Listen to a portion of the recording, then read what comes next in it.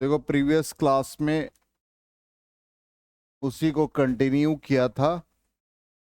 थोड़ा बता दे direction of induced EMF निकालने का तरीका, नहीं तो समझ में नहीं आएगा, फिर आगे बहुत दिक्कत है क्वेश्चन बनाने में। मतलब क्वेश्चन ही है, इनफैक्ट बनाने में क्या क्वेश्चन ही है। और क्वेश्चन आपसे सॉल्व तभी होगा जब इस मेथड को आप अप्लाई करेंगे, जो मेथड हम आपको समझाने जा रहे हैं।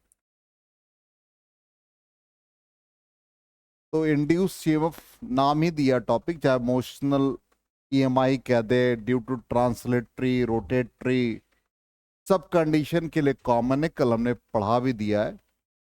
इसमें देखिए कंडीशन ये है कि डायनामिक या motional EMI due to translatory motion, इसमें एक कंडक्टर का मोशन हॉरिजेंटली है यूनिफॉर्म मैग्नेटिक फील्ड में। तो हम इंड्यूस्ड ईएमएफ लिखते कैसे हैं?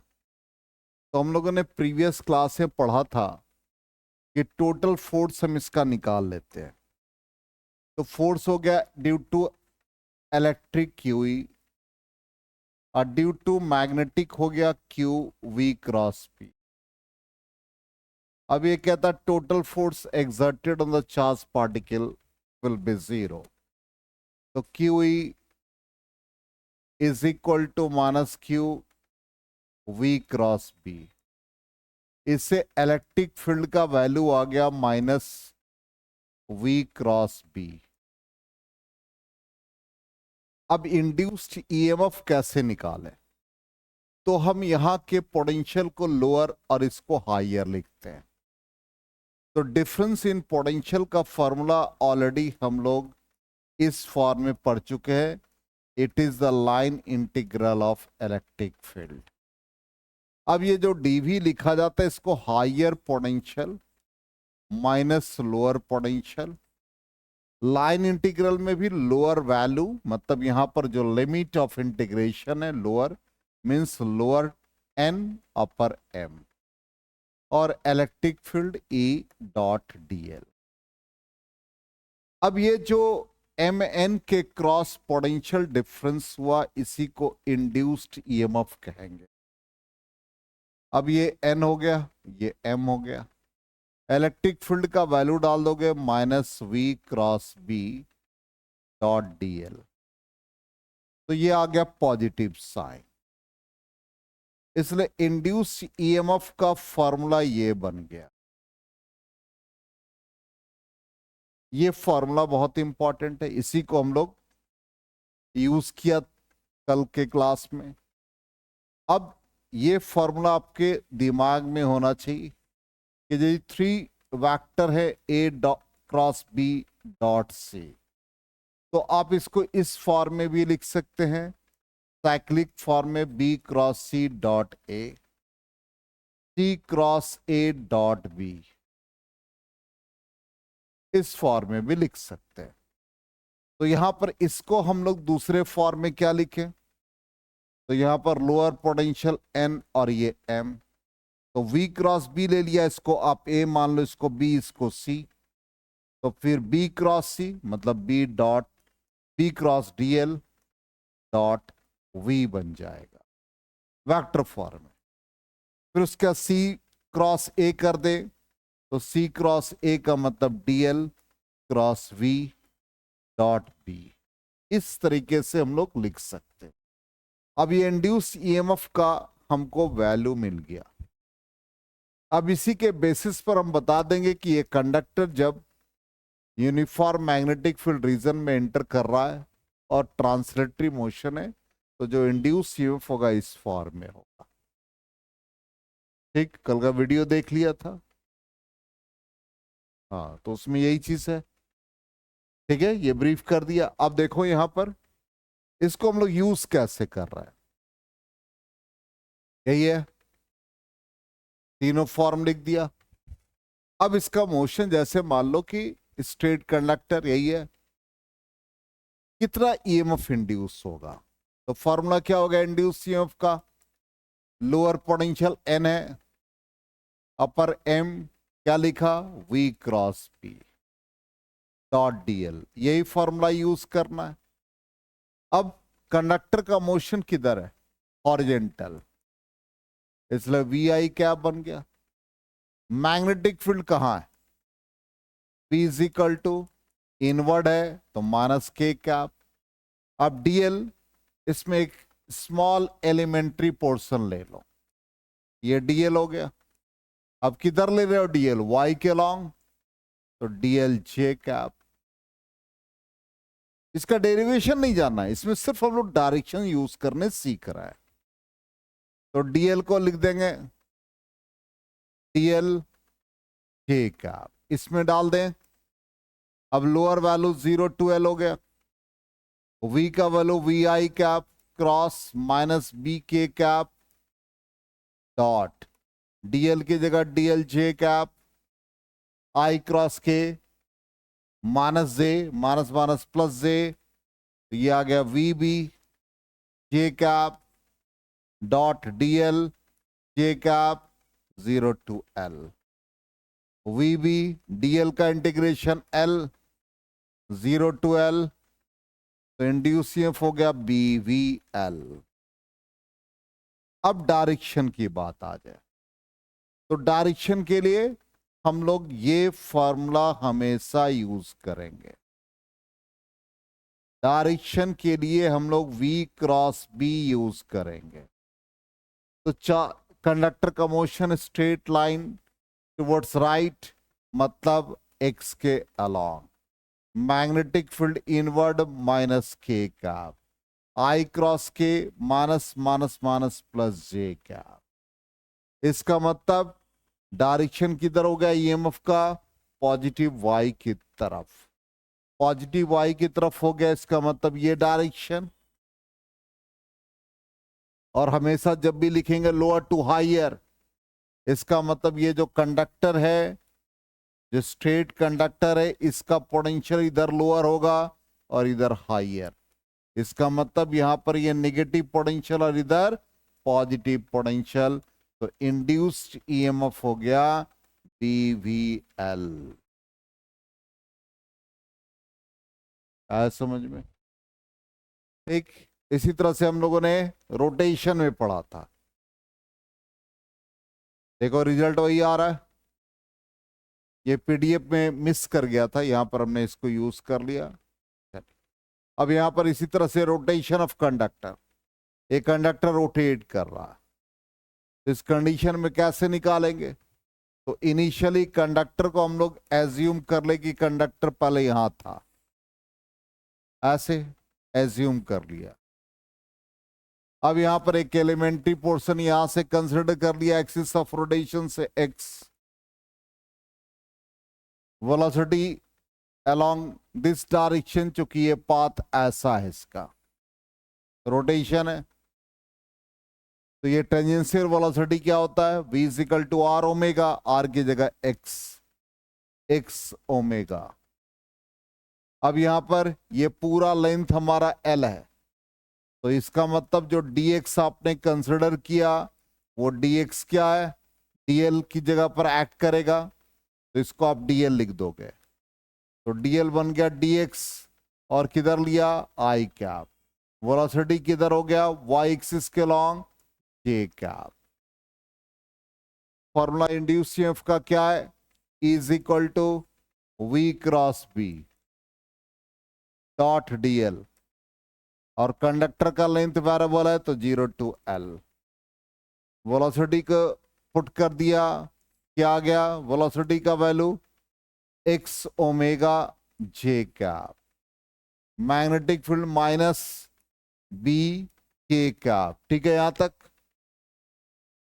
डॉट dl की जगह क्या लिखा, dx i cap, j cross k क्या होता है i, तो ये आ गया minus x omega b i cap dot dx i cap 0 to l, इसमें minus omega b x dx रहेगा i डॉट i 1 0 टू l, इंटीग्रेट कर देंगे, x का integration x square by 2 0 to l, तो इंड्यूस ईएमएफ क्या आ गया, minus half B L square omega. ठीक, अब half B L square omega था पॉजिटिव साइन, ये तो नेगेटिव आ रहा है डायरेक्शन की वजह से, तो डायरेक्शन आ जाओ। डायरेक्शन क्या बताया था, आज फिर रिपीट किया, v क्रॉस बी। v किधर है, वेलोसिटी किधर है, j।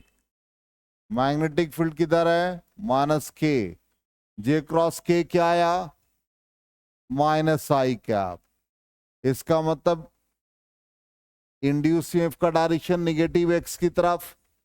इसका मतलब कंडक्टर का ये जो जहां एक्सिस ऑफ रोटेशन है, ये इसका एक्सिस ऑफ रोटेशन है, तो ये लोअर पोटेंशियल और ये हायर पोटेंशियल। इसका मतलब यहां पर ये नेगेटिव टर्मिनल बन जाएगा, ये पॉजिटिव बन जाएगा, तो ये क्या दे देगा, half B L square omega. इसका मतलब जो जिस एंड पर वो रोटेट कर रहा वो एंड पॉजिटिव होगा। आया समझ में।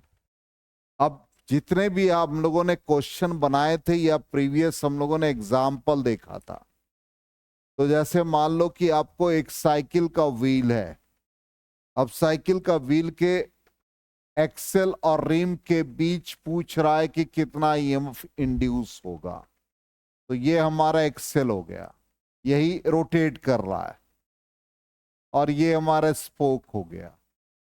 तो इंड्यूस ईएमएफ यदि स्पोक का लेंथ एल है, तो हमने कहा कि जो रोटेट कर रहा है, जो एंड फिक्स है एक्सेल पर, वो हायर पोटेंशियल।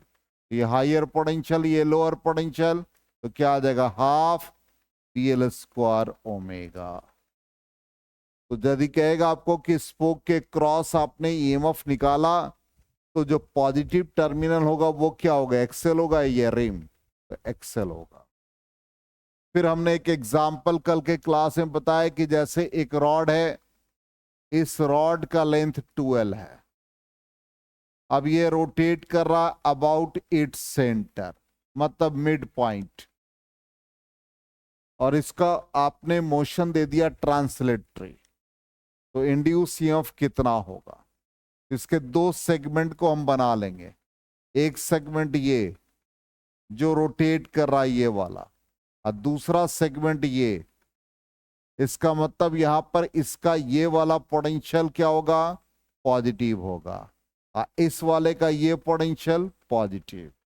ये ईएमएफ कितना दे दिया, half P L square omega, और ये क्या दे दिया, half P L square omega.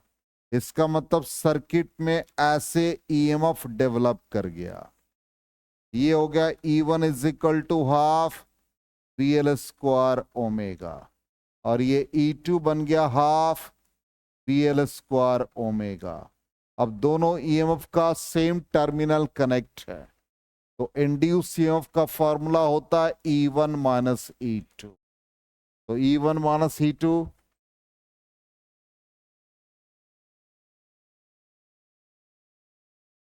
तो E1 माइनस E2, तो दोनों का मैग्नीट्यूड सेम है, E1 और E2 इक्वल हो गया, तो नेट ईएमएफ कितना आ गया, 0। क्लियर। अब देखो इसका एप्लीकेशन आज हम लोग, ये तो हो गया half B L square omega, यही हमने रिजल्ट भी लिख दिया। अब देखिए इंपॉर्टेंट पॉइंट्स, इंपॉर्टेंट पॉइंट्स नहीं है बल्कि एक क्वेश्चन है, और बहुत इंपॉर्टेंट क्वेश्चन। आज सिंपल हम आपको एमसीक्यू सिखा रहे हैं कि 1 मार्क का क्वेश्चन जब आएगा तो ऐसा ही मिलेगा आपको। देखिए ध्यान से, जैसे एक मैग्नेट कॉइल के टुवर्ड्स अप्रोच कर रहा है, ठीक, तो उस कंडीशन में जब भी आपसे क्वेश्चन पूछा जाए कि मान लो कि एक कॉइल है, अब ये कॉइल के टुवर्ड्स यहाँ एक गैल्वेनोमीटर भी मान लो लगा दिया, और एक मैग्नेट को हम मूव करा रहे हैं। मैग्नेट का नॉर्थ पोल, ये साउथ पोल है। इनिशियली मान लो इसका स्पीड v है, अब आपने इसके स्पीड को 5 टाइम्स कर दिया, तब उस कंडीशन में आपके पास induced EMF induce current, induce charge, इन तीन में से कौन सा ऐसा क्वांटिटी है जो कांस्टेंट रहेगा? ये हमने आपको प्रीवियस स्लाइड में पढ़ा रखा है कि induce charge is independent of time. इसका मतलब ऐसा भी रह सकता है कि पहले वेलोसिटी v है तो 5 टाइम्स हो गया, पहले फ्रीक्वेंसी न्यू है, फ्रीक्वेंसी बढ़ा दिया, जल्दी जल्दी मैग्नेट को मूव करा रहे हैं, कौन सा क्वांटिटी है जो कांस्टेंट रहेगा? तो इंड्यूस चार्ज। वही देखो यहां पर लिखा है करेंट चार्ज इंड्यूस हो गया if the speed of magnet increases the E I increases, मतलब करेंट और ईएमएफ इंक्रीज करेगा but induce charge remains same. आ गया एक क्वेश्चन, रिपीट भी हो गया। चलिए नेक्स्ट क्वेश्चन, नेक्स्ट पॉइंट देखिए क्या कहता है।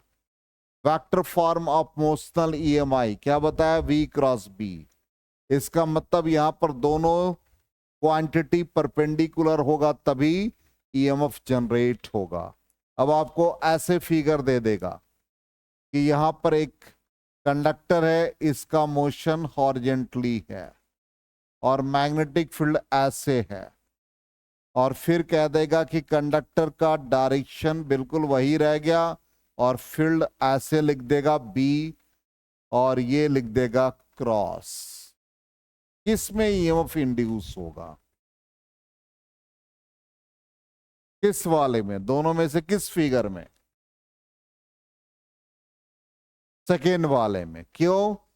यहां पर V क्रॉस B है, हमने कहा था कि जब तक दोनों क्रॉस प्रोडक्ट नहीं होगा तब तक नहीं होगा।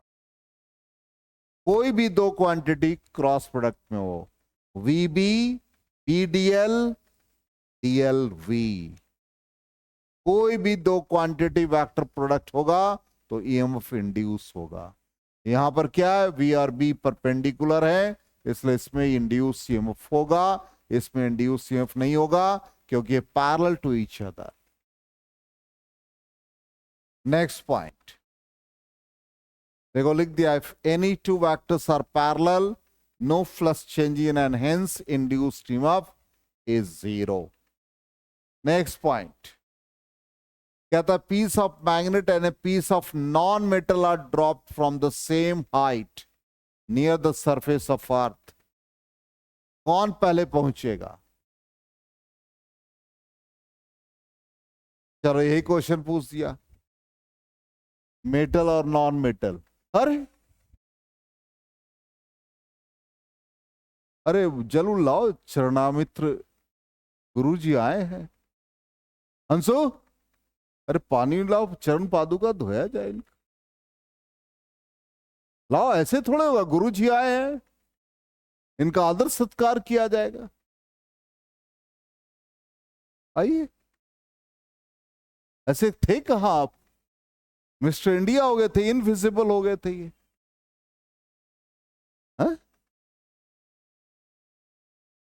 कहां थे आप? हा? कौन सा फंक्शन? लिमिट फंक्शन पढ़ने लगे थे? इतना फंक्शन, मैथमेटिक्स वाला फंक्शन? हाँ, क्या 7-8 शादी एक साथ हो गई थी क्या? तो किस तरह का फंक्शन था? हाँ, 3 ही शादी हुई तुम्हारी? हाँ। ओ, बताओ, इस उम्र में 3 शादी कर दिया ये। तो यहां कहता है piece of metal and non metal are drop from the same height. किसमें ईएमएफ इंड्यूस होगा? तो मेटल में होगा। और कहता है कि दोनों में से कौन पहले पहुंचेगा? तो इंड्यूस ईएमएफ होने से मेटल को अपोज करेगा, नॉन मेटल को अपोज नहीं करेगा। तो नॉन मेटल का एक्सलेरेशन ड्यू टू ग्रेविटी के बराबर, इसलिए वो पहले पहुंच जाएगा, मेटल बाद में पहुंचेगा। आगे समझ पे? ये सारे एमसीक्यू है। चलिए नेक्स्ट, एमसीक्यू फॉर्म में है, मतलब एमसीक्यू नहीं। अब कहता है एयरप्लेन लैंड कर रहा है या टेक ऑफ हो रहा है। मेरी बात को सुनना, और हम बहुत एकदम एक एक पॉइंट को क्लियर कर रहे हैं। अब हमारा जो मैग्नेटिक फील्ड होता है अर्थ का, वो हमेशा जियोग्राफिक साउथ से जियोग्राफी नॉर्थ। क्या ये जब ये प्लेन लैंड करता है, टेक ऑफ करता है, तो मैग्नेटिक फील्ड लाइंस इसके वेलोसिटी को या इसके मोशन को कट करता है कि नहीं करता है? ये सबसे इंपॉर्टेंट है। तो कहता है and its wings are in the east west direction. इसके जो विंग्स है ईस्ट वेस्ट है, और magnetic south, magnetic north, perpendicular to east and west. इसका मतलब मैग्नेटिक फील्ड लाइंस उसके विंग्स को कट कर रहा है। तो क्या हो गया? EMF will be induced across the wings. अब कहोगे कि सर कैसे? मान लो हम एयरप्लेन का एक ये विंग्स शो कर रहे हैं। अब ये ईस्ट वेस्ट डायरेक्शन में, तो ऑब्वियसली इधर का एंड क्या हो गया? नॉर्थ, और ये क्या हो गया? साउथ। इसका मतलब जब ये विंग्स मूव कर रहा है तो मैग्नेटिक फील्ड लाइंस इसके विंग्स को कट कर रहा है, तो विंग्स के अलोंग एक ईएमएफ जनरेट होगा, और वो इंड्यूस्ड ईएमएफ क्या होगा? BVL। आ गया समझ में? रोटेशन है ये, ट्रांसलेटरी मोशन ले लेंगे। अब यहां पर बी क्या आएगा? Magnetic field of the earth. और magnetic field of the earth standard क्या है? 1 गॉस। पढ़ा रखा 10⁻⁻⁴ टेस्ला। अब मान लो कि ये एयरप्लेन लैंड किया या टेक ऑफ हुआ, और उसके विंग्स का डायरेक्शन नॉर्थ साउथ रह गया, तो क्या वो फील्ड लाइंस कट नहीं करेगा? जब कट नहीं करेगा तो ईएमएफ इंड्यूस नहीं होगा। आगे समझ में? कट करने का मतलब समझो, जैसे मान लो कि एक पानी बिल्कुल स्टैटिक है और हम साइकिल के व्हील को रोटेट करा रहे हैं। इसका मतलब जब रोटेशन होता है तो उस कंडीशन में स्पोक्स हमेशा वाटर के लेयर को कट करता जाता है। इसका मतलब इंड्यूस ईएमएफ होगा। जब तक कि फील्ड लाइंस को कट नहीं करेगा या परपेंडिकुलर नहीं होगा, कभी भी ईएमएफ इंड्यूस नहीं होगा। आगे समझ में? Next point, when a conducting rod falling freely in Earth's magnetic field such that its length lies along east-west direction, east-west direction में है, तो कहता है कि इस कंडीशन में इंड्यूस ईएमएफ इंक्रीज करेगा विथ टाइम, और इंड्यूस करंट का सेटअप वेस्ट ईस्ट डायरेक्शन में होगा, क्योंकि मैग्नेटिक फील्ड का डायरेक्शन क्या है? साउथ से नॉर्थ, और यहां पर क्या है इसका कंडक्टर का डायरेक्शन? East west. परपेंडिकुलर हो गया, फिर लाइंस कट किया, इसलिए ईएमएफ इंड्यूस होगा। और वही यदि कंडक्टर का डायरेक्शन क्या होता? नॉर्थ साउथ, तो फिर लाइंस कट नहीं करता, तो ईएमएफ इंड्यूस नहीं होता। नेक्स्ट पॉइंट आ गई, when the magnet approaches the coil a current will be induced in the coil। यही है। अब कहता है कि इस कंडीशन में 3 कंडीशन है, तीनों कंडीशन में आपको एक्सेलरेशन नहीं, चूंकि आंसर तो हमने लिख दिया है। 3 कंडीशन है। पहला कंडीशन में कि क्वाल के टुवर्ड्स अप्रोच कर रहा है, तो उसका एक्सेलरेशन क्या हुआ? फिर क्वाल से बाहर निकल रहा है, तो बताओ। और तीसरे वाले में क्या? क्वाल में कट कर दिया।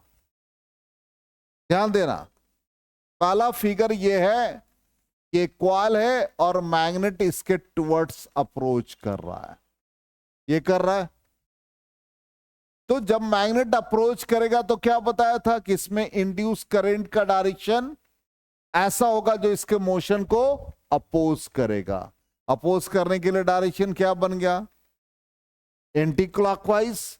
इसका मतलब यहां पोलैरिटी क्या बन गया? नॉर्थ। इसका मतलब एक्सेलरेशन जो इसका 9.8 था उससे कम हो गया, क्योंकि इंड्यूस ईएमएफ ने उसके मोशन को अपोज किया। तो इस कंडीशन में acceleration less than acceleration due to gravity. दूसरा सिनेरियो ये हो गया कि मैग्नेट का ये नॉर्थ पोल इससे दूर जाने लगा। इसको अट्रैक्ट करने के लिए यहां पर कैसा होगा भाई, एंटी क्लॉकवाइज। कौन सा पोलैरिटी, नॉर्थ। इसका मतलब क्या हुआ, इसका जो एक्सेलरेशन है वो भी less than acceleration due to gravity, इसके मोशन को अपोज किया। थर्ड कंडीशन में क्या हुआ कि अब ये मैग्नेट फॉल करके निकल गया, लेकिन यहां पर लूप कंप्लीट नहीं है, ठीक, नॉर्थ साउथ। तो भाई डायरेक्शन तो यही हुआ एंटी क्लॉकवाइज। ईएमएफ इंड्यूस हुआ, लेकिन इंड्यूस करंट जीरो हो गया, क्योंकि जब सर्किट ओपन होता है there is no flow of current. तो यहां पर सर्किट क्या हो गया, ओपन हुआ, वायर तो कनेक्ट नहीं है, इसलिए यहां पर इंड्यूस करंट का वैल्यू जीरो। तो जब जीरो हो गया इसका मतलब अपोज नहीं करेगा मोशन को, तो अपोज नहीं करेगा तो एक्सेलरेशन उसका जी के इक्वल ही रहेगा। तो देखो पहला कंडीशन में क्या, ए लेस देन जी, दूसरे कंडीशन में भी ए लेस देन जी, और तीसरे कंडीशन में इज इक्वल टू जी। आ गए समझ में, क्लियर। ये सारे क्वेश्चन आए हुए हैं, सारे क्वेश्चन आए हुए, वही हम डिस्कशन कर रहे हैं। ये लास्ट सेगमेंट है, उसका तो सेल्फ इंडक्शन है, लिख भी दिया है, और फाइनली क्वेश्चन भी लिख दिया है। अब कहोगे सर ये क्वेश्चन आया कैसे, हम इक्वेशन से भी सॉल्व कर सकते हैं। जब इस मैग्नेट का मोशन हो रहा है तो मोशन वर्टिकली डाउनवर्ड, और ये एक फोर्स लग रहा है under the effect of gravity. अब इसका मोशन डाउनवर्ड है तो क्या लिखोगे, mg minus F is equal to M A. तो a इज इक्वल टू क्या बनेगा, मास से डिवाइड कर दो, ये हुआ। इसका मतलब g में इतना क्वांटिटी घट रहा है, g में इतना क्वांटिटी घट रहा है, तो a का वैल्यू घट जाएगा। इसलिए इसमें भी a का वैल्यू घट गया, इसमें भी a का वैल्यू घट गया, और इस वाले में रिमेन सेम। सब रीजन भी आपके पीडीएफ में डाल दिया। अब आ जाए, ये क्वेश्चन है, एक मिनट, जस्ट ए मिनट। हाँ, कहता predict the direction of induce current in the situations described by the following figures. इस फिगर में आपको इंड्यूस करंट का डायरेक्शन बताना है, ठीक, ध्यान दीजिएगा। यहां पर एक इंपॉर्टेंट टिप्स दे रहा है। जब भी मैग्नेटिक फील्ड रीजन में कोई क्वाल एंटर करेगा, क्लास में हम हैं और कोई स्टूडेंट नहीं है, no change in flux, student आ गया तो फ्लक्स में चेंजेस आ गया, स्टूडेंट रह गया तो नो चेंज। अब देखो ध्यान से, हम एक फिगर ड्रॉ करते हैं पूरे कॉन्सेप्ट के लिए, ध्यान देना मेरी बात को, एकदम कंसंट्रेट होके। एक लूप को हम एंटर करा रहे हैं, अंदर आएगा लूप, ध्यान देना, आ गया, फिर लूप यहीं रहा, फिर लूप अब बाहर चला गया। ए सिचुएशन है, बी और सी कंबाइंड है, और एक डी है। ए एंटर किया, पहले ए का ये पोर्शन था, बाहर कोई ईएमएफ नहीं था, जैसे रौनक आया बाहर था, फिर अपना पैर अंदर किया तो हम लोगों ने प्रणाम किया उसको, इसका मतलब फ्लक्स में चेंजेस हुआ, तो ईएमएफ इंड्यूस हो गया। तो इस वाले में ईएमएफ इंड्यूस हो गया क्योंकि चेंज इन फ्लक्स हुआ। अब इसका डायरेक्शन क्या हुआ, अंदर आया तो फ्लक्स इसका इंक्रीज कर गया। इंक्रीज को हम शॉर्टकट में या इंक्रीज को याद रखेंगे inverse, I for inverse. Inverse का मतलब एंटी क्लॉकवाइज। अब यहां पर आगे हम लोगों ने प्रणाम कर दिया, बिठा दिया, क्लास में बैठे रह गए। नो चेंज इन फ्लक्स, इसका मतलब इस पूरे में no change in flux, no induce EMF, no induce current. जब ये बाहर चलने लगा, इसका मतलब यहां पर फ्लक्स क्या हुआ, एरिया घट गया। पहले मैग्नेटिक फील्ड में पूरा पोर्शन था इसका बॉडी का, क्लासरूम में इसके बॉडी का पूरा पोर्शन था, अब ये बॉडी इसका बाहर निकल गया। इसका मतलब फ्लक्स घट गया। घटने का मतलब डिक्रीज, मतलब डिक्रीज को हम शॉर्टकट में याद रखेंगे डायरेक्ट, और डायरेक्ट का मतलब क्लॉकवाइज। डायरेक्ट का मतलब क्लॉकवाइज। इसलिए जब फ्लक्स डिक्रीज करेगा तो क्लॉकवाइज, फ्लक्स इंक्रीज करेगा तो एंटी क्लॉकवाइज। अब फ्लक्स इंक्रीज करना डिक्रीज करना मतलब एरिया पर डिपेंड करेगा। अंदर आ रहा है तो एरिया बढ़ रहा है तो एंटी क्लॉकवाइज, बाहर जा रहा तो एरिया घट रहा है तो क्लॉकवाइज। अब आ जाओ इस फिगर में, देखो पहले कैसा फिगर है, ध्यान दो, फिगर को ध्यान दो। ये फिगर पहले कैसा था, ऐसे था, सॉरी ऐसे है, एरो देखो ऐसे। इसका मतलब ये बड़ा होके क्या बन रहा है, सर्कल बन रहा, तो एरिया बढ़ रहा है। प्लस इंक्रीज कर गया, इंक्रीज का मतलब इनवर्स, इनवर्स का मतलब एंटी क्लॉकवाइज। तो पहले वाले में डायरेक्शन क्या हो गया, एंटी क्लॉकवाइज। एंटी क्लॉकवाइज का नाम क्या लिख दोगे, बोलो नाम क्या लिखोगे एंटी क्लॉकवाइज का, ए टी सी बी ए। चलो दूसरे वाले में देखो क्या है, एरो ऐसा लगा है, क्या इंडिकेट कर रहा है, ऐसा एरो है। अब ये क्या हो गया, फोर्स लगा करके एरिया को घटा दिया, ऐसा बना दिया, एरिया कम हो गया, प्लस डिक्रीज कर गया, डिक्रीज डायरेक्ट, डायरेक्ट का मतलब क्लॉकवाइज। और क्लॉकवाइज का नाम क्या लिख दोगे, जल्दी से बता दो, क्लॉकवाइज का नाम क्या लिख दोगे, A B C D A. आगे आंसर, सब क्वेश्चन आया हुआ है, सब पहले एनसीईआरटी का क्वेश्चन, एनसीईआरटी का ये सॉल्व एग्जाम्पल है। इरेज करें, अब आंसर चेक कर लेते हैं। पहला याद रखेंगे एंटी क्लॉकवाइज, दूसरा clockwise. Induce current must flow anti clockwise, direction लिख दिया, और सेकेंड लूप के लिए फ्लक्स डिक्रीज किया, induce current will flow clockwise. ठीक, चलिए अब आ जाइए नेक्स्ट फिगर। देखो ये क्या है, अंदर आ रहा है, प्लस बढ़ रहा है तो इंक्रीज, इनवर्स, एंटी क्लॉकवाइज। ये क्या हो रहा है, बाहर जा रहा है, प्लस डिक्रीज कर रहा है क्लॉकवाइज। ठीक, ये वाला ही बाहर जा रहा है, प्लस डिक्रीज कर रहा है एंटी डायरेक्ट, डायरेक्ट का मतलब क्लॉकवाइज। तो इसमें एंटी क्लॉकवाइज, इसमें क्लॉकवाइज, इसमें क्लॉकवाइज। आंसर देख लेते क्या कहता है, एंटी क्लॉकवाइज, दूसरे वाले में क्लॉकवाइज, तीसरे वाले में भी क्लॉकवाइज। हाँ हाँ, एरर क्या,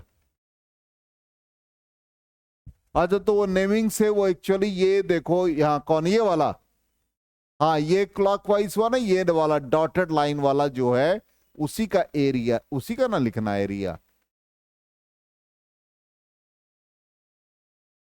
क्लॉकवाइज में ए डास, बी डास, सी डास, डी डास होना चाहिए।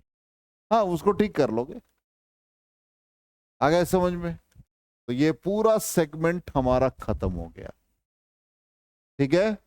अब यहां पर एक सेगमेंट और रह गया कि यदि कॉइल का रोटेशन हो रहा है तो इंड्यूस ईएमएफ कैसे हम लोग निकालते हैं। तो सिंपली हमने यहां पर एक रेक्टेंगुलर क्वाल लिया पी क्यू आर एस। अब पी क्यू आर एस इस क्वाल का रोटेशन हो रहा है anti clockwise clockwise magnetic field region में। तो जो फ्लक्स लिंक्ड होगा फाई इज इक्वल टू क्या लिखते हैं, मैग्नेटिक फील्ड इनटू एरिया। ठीक, तो मैग्नेट फ्लक्स को क्या लिख दिया, बोलो, flux is equal to magnetic field into area ही ना लिखते हैं। तो इस क्वाल में यदि नंबर ऑफ टर्न्स n है तो n लिख दिया और b डॉट a लिख दिया, बी ए कॉस थीटा।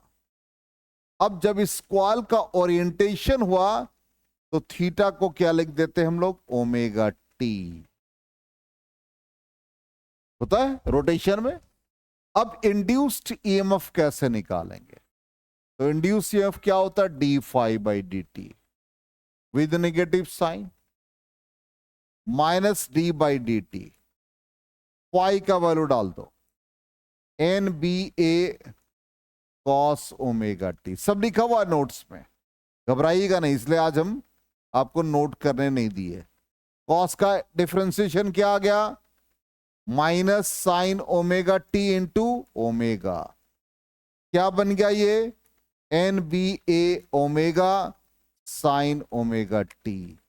और हम लोग इसको क्या कहते हैं, पिक वैल्यू ऑफ ईएमएफ, इसलिए ये इसका पिक वैल्यू हो गया ई नॉट साइन ओमेगा टी। ये क्वेश्चन आ चुका है और यही हम लोग ऑल्टरनेटिंग करनी पड़ेंगे। यही बेसिक प्रिंसिपल है आर्मेचर कॉइल एसी जनरेटर का, जिसमें ईएमएफ ऐसे ही निकाला जाता है। ठीक है, ये नोट्स में भी है। अब देख लो इसका एक्सप्लेनेशन एक बार। ये लिखा theta omega t, N B A cos omega t, और फिर is equal to minus d phi by D t E naught sine omega t, और ई नॉट आपका क्या है, मैक्सिमम वैल्यू। ये याद रखिएगा जब भी इसका ओरिएंटेशन होगा। तो इतना पार्ट आपका कंप्लीट हो गया। कल के क्लास में सेल्फ इंडक्शन होगा, ठीक, मे भी कल या परसों, 2 दिन में खत्म हो जाएगा पूरा ईएमआई। हम विद क्वेश्चन कराते जा रहे हैं जिससे आपको कहीं कोई हेल्प लेने की जरूरत ना पड़े, एक साथ।